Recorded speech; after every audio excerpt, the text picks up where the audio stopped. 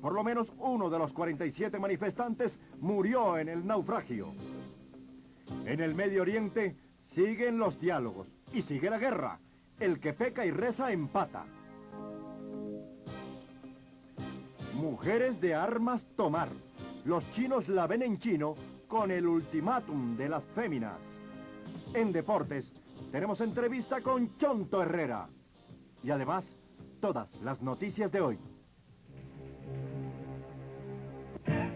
Mundo 3, las noticias internacionales en profundidad.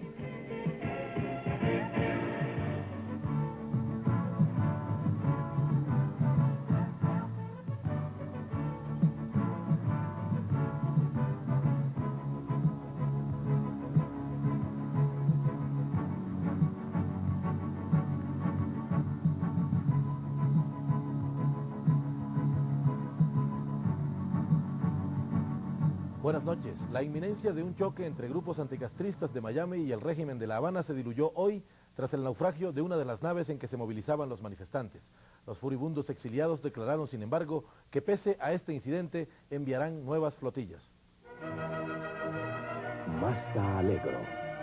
Aquí quería llegar. El mar picado y las olas de hasta 3 metros pudieron hoy más que la voluntad política de un grupo de exiliados cubanos que querían manifestar su oposición al gobierno comunista de La Habana. La flotilla Democracia de exiliados cubanos que zarpó esta madrugada desde Cayo Hueso hacia Cuba tuvo que poner proa hacia la costa norteamericana y con sus banderas a media asta tras el naufragio del barco Sundown II de 42 pies de eslora y que llevaba 47 personas a bordo. Una persona murió de un paro cardíaco en un hospital de Miami tras ser rescatada. La cadena de noticias Telemundo dijo que tras el hundimiento del barco en las bravas aguas del estrecho de la Florida, la flotilla canceló su excursión. Un sobreviviente dijo que el barco se hundió en menos de 15 minutos cuando estaba a unos 16 kilómetros de la costa. En Cuba, entre tanto, la situación era de absoluta calma. El gobierno del presidente Fidel Castro había advertido a los exiliados en las últimas semanas que adoptaría todas las medidas necesarias para defender la soberanía cubana, incluso derribando o hundiendo aviones o embarcaciones no autorizados.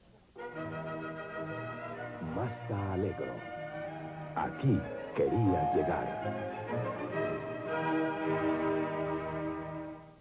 Más adelante volveremos con noticias de América Latina y cambiando de información. En la Franja de Gaza hubo este sábado nuevos brotes de violencia. Ahora la víctima, un chofer israelí.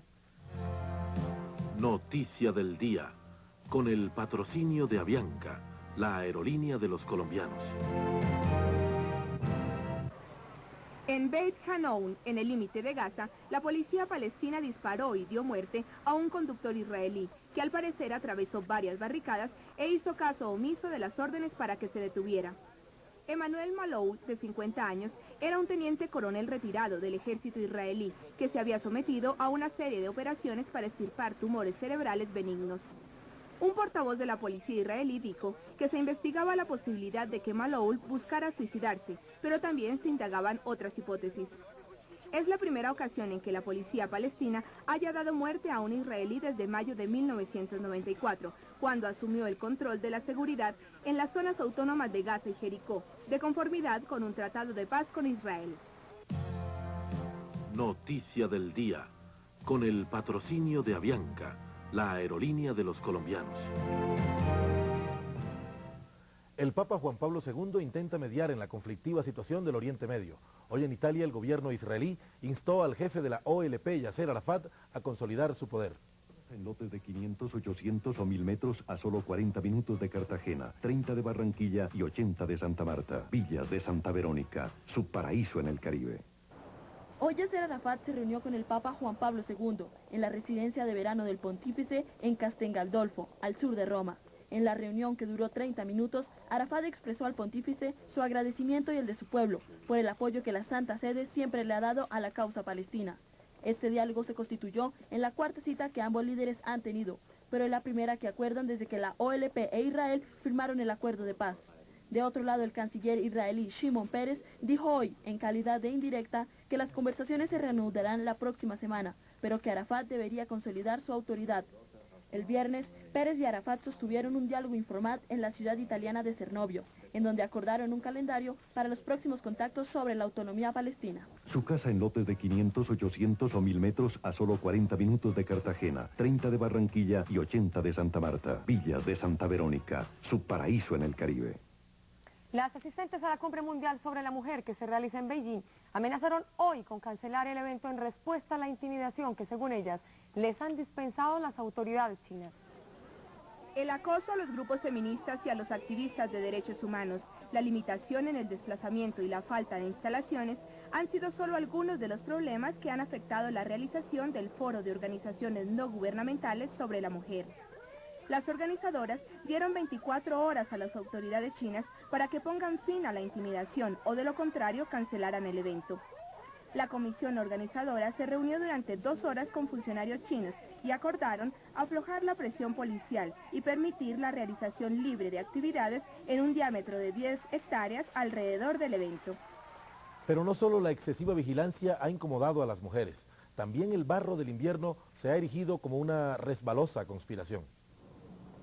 La lluvia transformó el amplio sitio de un foro popular feminista en Huairou, cerca de la capital china de Beijing, en ríos de fango.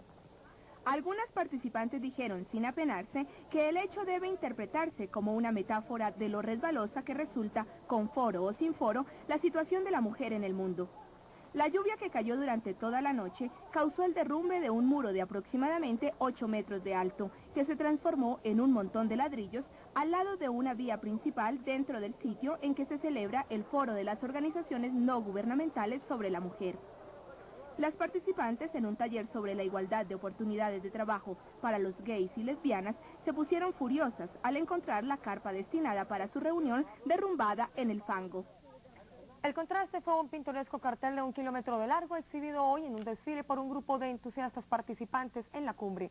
En la siguiente nota se harán algunos análisis de los problemas fundamentales de la mujer actual. Las mujeres estamos cansadas de la marginación y queremos que esto cambie, aunque carezcamos de poder político pese a un siglo de activismo, dijo la veterana activista estadounidense Bella Abzug en Beijing, a pocos días de iniciarse la 4ª Conferencia Mundial de la Mujer.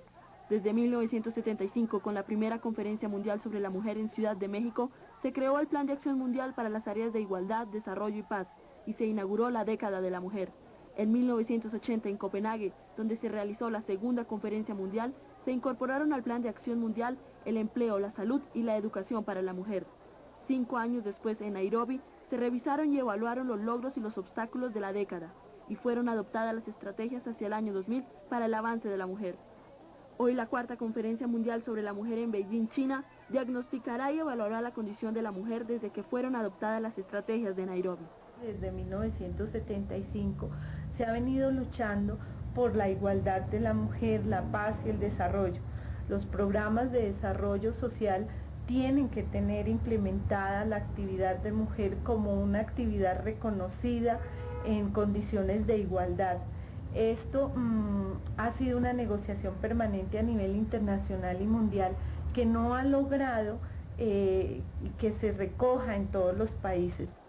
Pero en Beijing la tarea no será fácil. Casi todos los gobiernos del mundo se han pronunciado contra la violación, esclavitud sexual, agresión, tortura y mutilación genital femenina e infanticidio femenino. Pero ello no ha impedido que el abuso de mujeres continúe, realizándose detrás de los muros de las prisiones, en la intimidad del hogar o disfrazada de costumbre local. Aunque la situación de las mujeres respecto a los varones, su estatuto jurídico haya mejorado, no quiere decir realmente que las oportunidades sean iguales para varones y mujeres. No partimos de un mismo espacio en condiciones de igualdad. Entonces, no podemos tratar igual a lo que es diferente, ni diferente a lo que es igual. Lo cierto es que la discriminación y la violencia acosan la vida de las mujeres en la paz y en la guerra, y la mayoría de las leyes resultan ineficaces para frenar la violencia, a menos que cambien los valores sociales y culturales.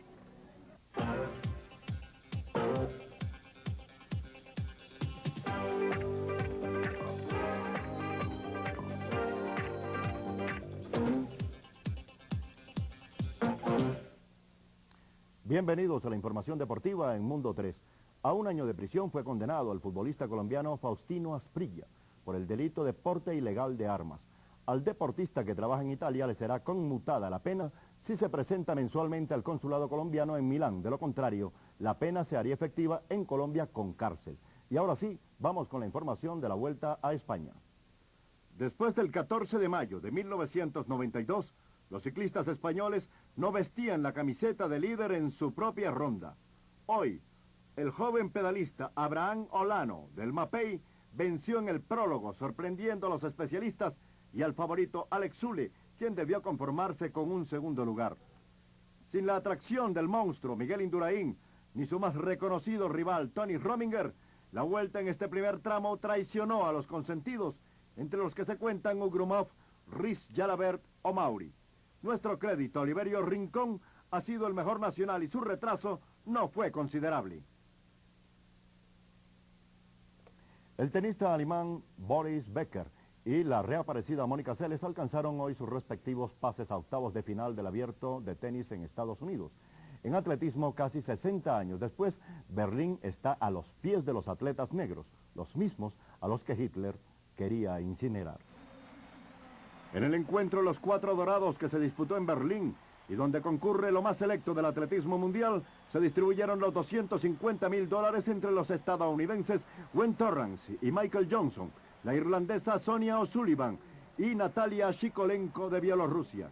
La particular premiación que se hace en barras de oro de a kilogramo se otorgó al esfuerzo de Johnson en los 400 metros lisos, a Torrance en 200 damas, a la Shikolenko por su desempeño en jabalina y a O'Sullivan por vencer en dramática final a la poseedora del récord mundial en los 5.000 metros, Fernanda Ribeiro de Portugal.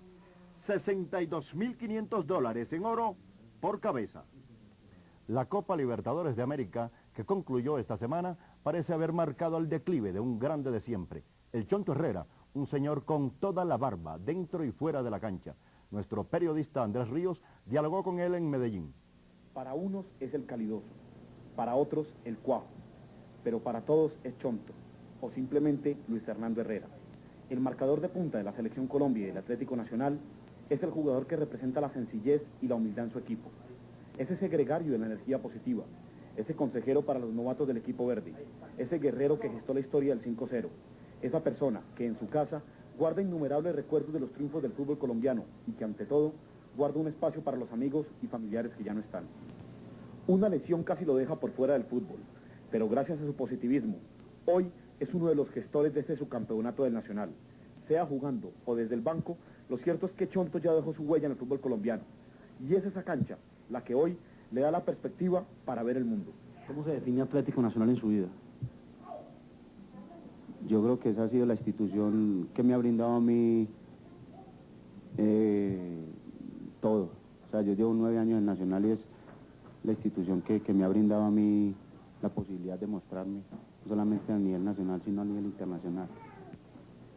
Si usted en este momento, Chonto, tuviera el poder de solucionar los problemas, ¿qué sería lo primero para solucionar la violencia en Colombia? O sea, no maltratáramos tanto a la gente, ¿me entiendes?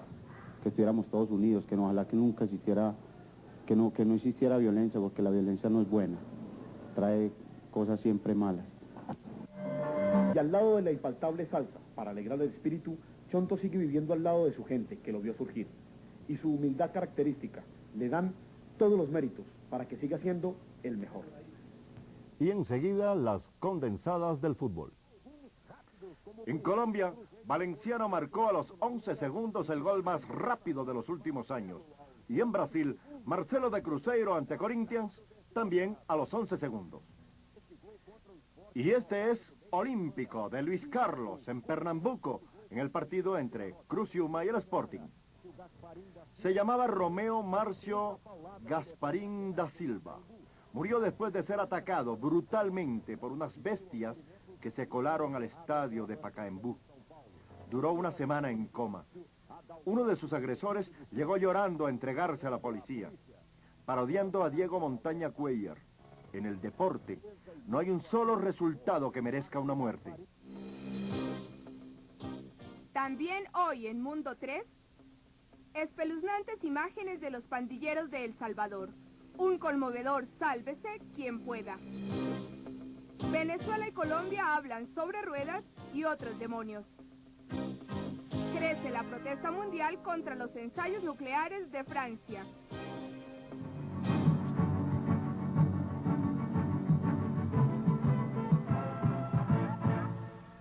La proliferación de pandillas en las comunas salvadoreñas se ha convertido en un problema social de orden mayor. La siguiente crónica es realmente dramática. A estos muchachos salvadoreños no les interesa subir al cielo. Por eso no cargan, en contravía de la canción, una escalera grande y otra chiquita. Lo que quieren es merecerse el infierno, donde está el único ídolo en el que creen.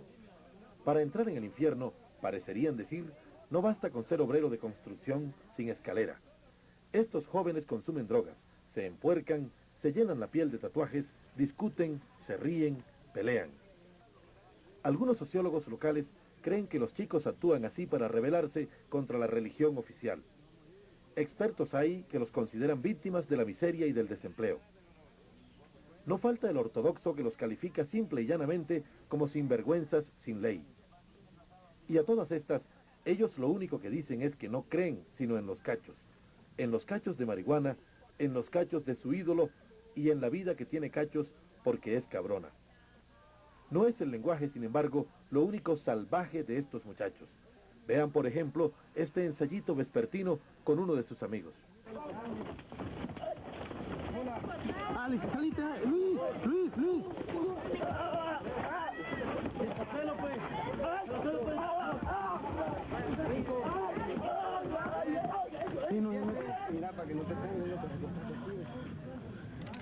Y así transcurre la vida, que se confunde con la muerte en estos suburbios. Los de afuera, incluyendo al gobierno local, solo se acuerdan de este infierno terrenal inapelable cuando los alcanza a ellos. De este modo, aunque la greguería no suene tan contundente, en las comunas de El Salvador solo se salva quien puede. Colombia y Venezuela ratificaron hoy su decisión de continuar los operativos de seguridad en la frontera para combatir a la guerrilla, al narcotráfico, el secuestro y el robo de vehículos. Tiempo de concertación. Esta semana Colombia y Venezuela se dieron a la tarea de sentarse a la mesa para hablar de sus principales divergencias.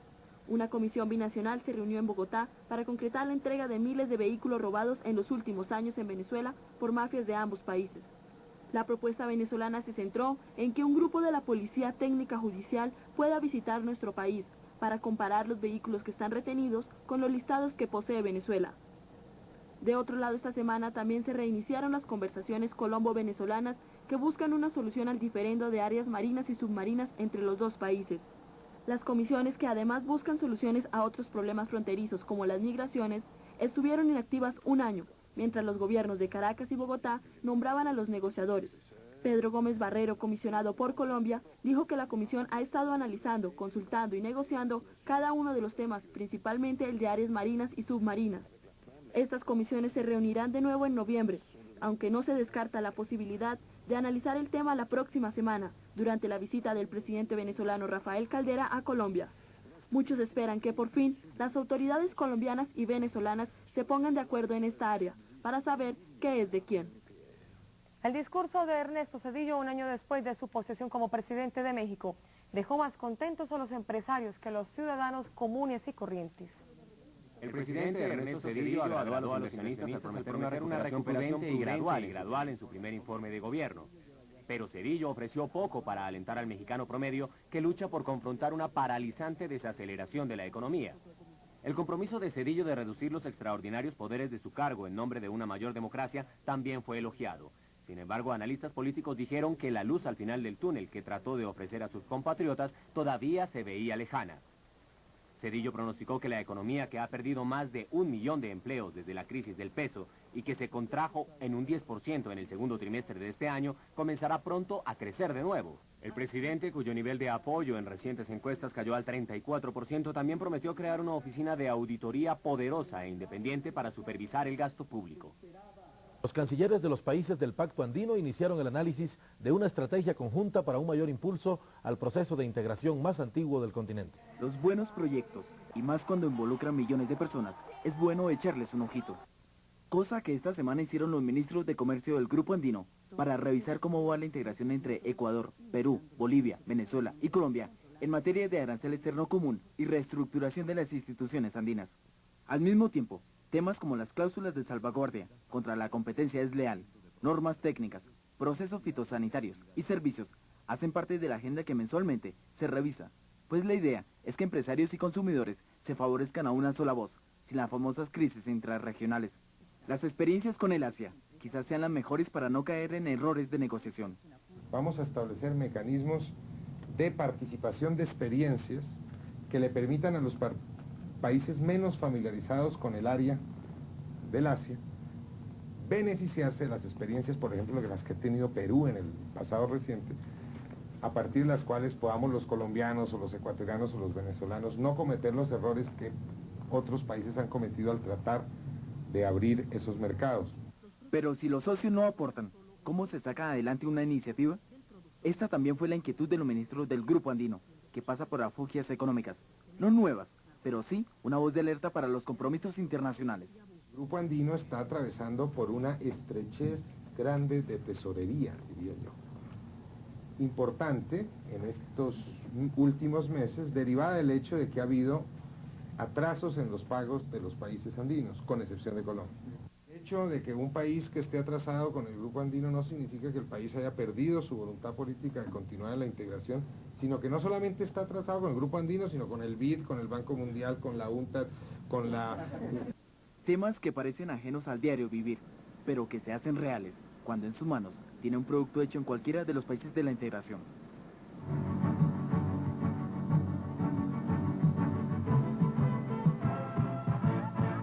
Cable fechado en Quito.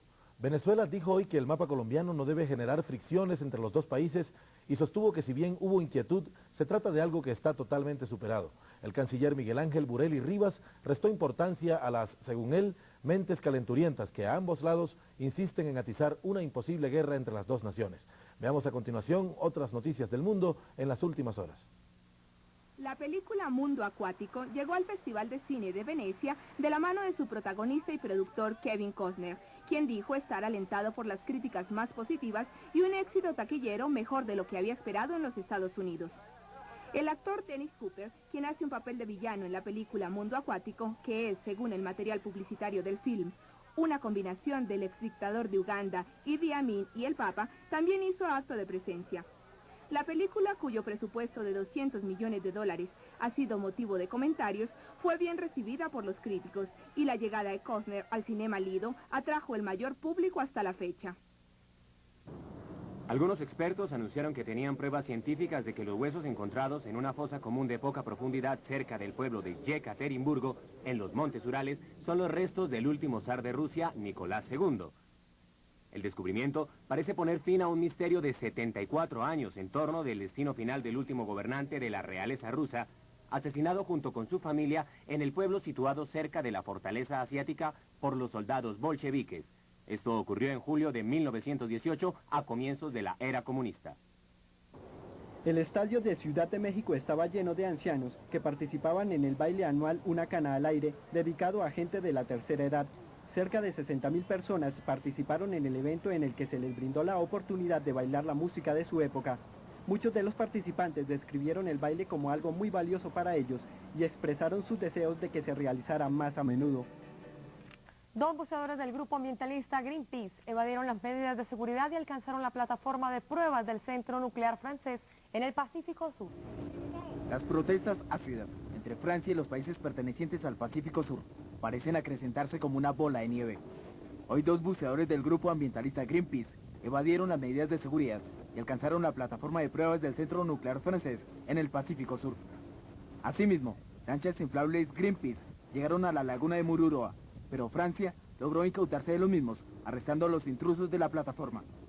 Ayer comandos navales franceses abordaron al barco Rainbow Warrior de Greenpeace cuando este entró en la zona de exclusión de 12 millas alrededor del atolón de Mururoa, en la Polinesia francesa. Entre tanto, la ola mundial de protestas contra estos ensayos nucleares sigue creciendo. El ambiente en el Pacífico Sur se torna cada vez más pesado cuando se acerca la hora cero para los ensayos nucleares de Francia en la zona. Hoy miles de manifestantes salieron a las calles de la capital tahitiana para seguir en su lucha incansable y evitar que las 8 pruebas nucleares subterráneas de Francia sean una realidad. Al mismo tiempo, en Australia y Japón Protestantes antinucleares se reunieron frente a las embajadas de Francia en los respectivos países con pancartas alusivas a la muerte y destrucción como consecuencia de los ensayos nucleares de los franceses. El viernes de la próxima semana, el gobierno francés debe reanudar los ensayos nucleares en el atolón de Mururoa, prolongándolos hasta mayo de 1996. La Embajada de Francia en Colombia también fue blanco del repudio. Tal vez no eran tantos ni tan importantes como los de Greenpeace, pero en todo caso, estos jóvenes reunidos frente a la Embajada francesa en Colombia supieron cómo decir no a las pruebas nucleares en el Pacífico Sur. Llegaron armados de pancartas, de pintura en la cara, de flores y de canciones.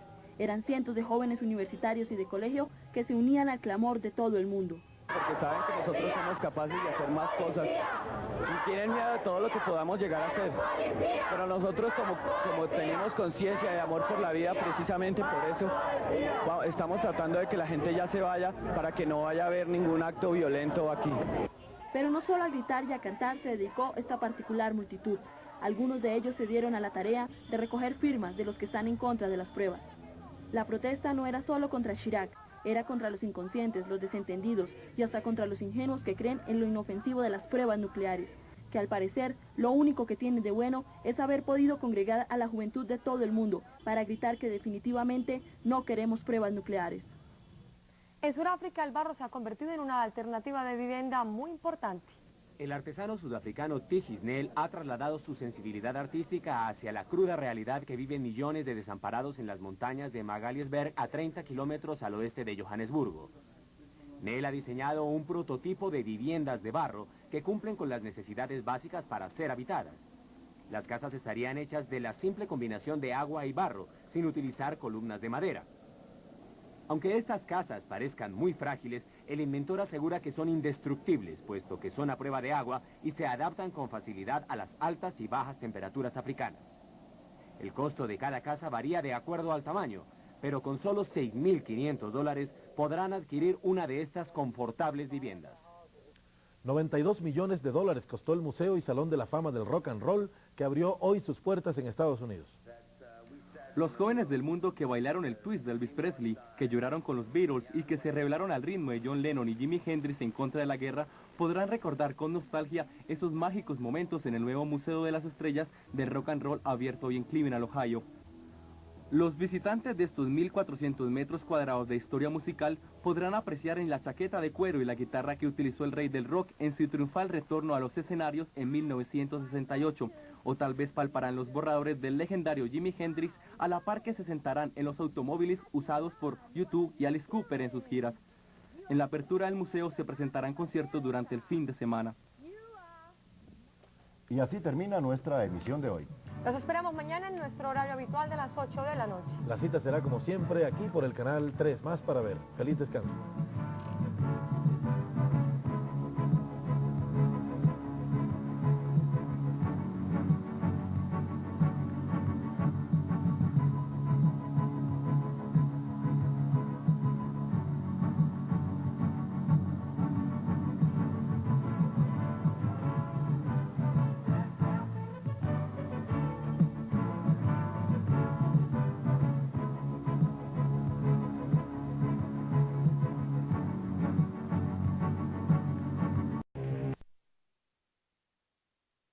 Por lo menos uno de los 47 manifestantes murió en el naufragio.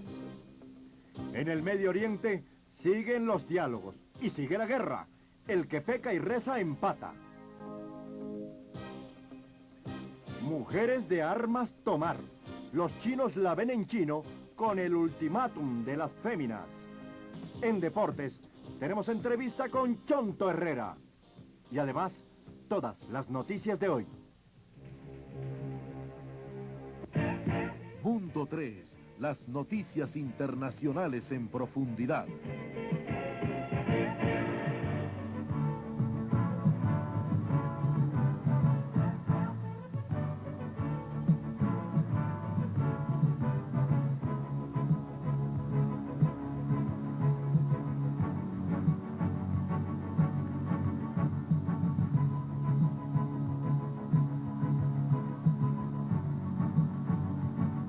Buenas noches. La inminencia de un choque entre grupos anticastristas de Miami y el régimen de La Habana se diluyó hoy tras el naufragio de una de las naves en que se movilizaban los manifestantes. Los furibundos exiliados declararon, sin embargo, que pese a este incidente enviarán nuevas flotillas. Masta Alegro. Aquí quería llegar. Noticia del día, con el patrocinio de Avianca, la aerolínea de los colombianos. En Beit Hanoun, en el límite de Gaza, la policía palestina disparó y dio muerte a un conductor israelí, que al parecer atravesó varias barricadas e hizo caso omiso de las órdenes para que se detuviera. Emmanuel Malou, de 50 años, era un teniente coronel retirado del ejército israelí, que se había sometido a una serie de operaciones para extirpar tumores cerebrales benignos. Un portavoz de la policía israelí dijo que se investigaba la posibilidad de que Maloul buscara suicidarse, pero también se indagaban otras hipótesis. Es la primera ocasión en que la policía palestina haya dado muerte. El mar picado y las olas de hasta 3 metros pudieron hoy más que la voluntad política de un grupo de exiliados cubanos que querían manifestar su oposición al gobierno comunista de La Habana. La flotilla Democracia de exiliados cubanos que zarpó esta madrugada desde Cayo Hueso hacia Cuba tuvo que poner proa hacia la costa norteamericana y con sus banderas a media asta tras el naufragio del barco Sundown II, de 42 pies de eslora y que llevaba 47 personas a bordo. Una persona murió de un paro cardíaco en un hospital de Miami tras ser rescatada. La cadena de noticias Telemundo dijo que tras el hundimiento del barco en las bravas aguas del estrecho de la Florida, la flotilla canceló su excursión. Un sobreviviente dijo que el barco se hundió en menos de 15 minutos cuando estaba a unos 16 kilómetros de la costa. En Cuba, entre tanto, la situación era de absoluta calma. El gobierno del presidente Fidel Castro había advertido a los exiliados en las últimas semanas que adoptaría todas las medidas necesarias para defender la soberanía cubana, incluso derribando o hundiendo aviones o embarcaciones no autorizados. Masta Alegro. Aquí quería llegar. Más adelante volveremos con noticias de América Latina y cambiando de información. En la Franja de Gaza hubo este sábado nuevos brotes de violencia. Ahora la víctima, un chofer israelí.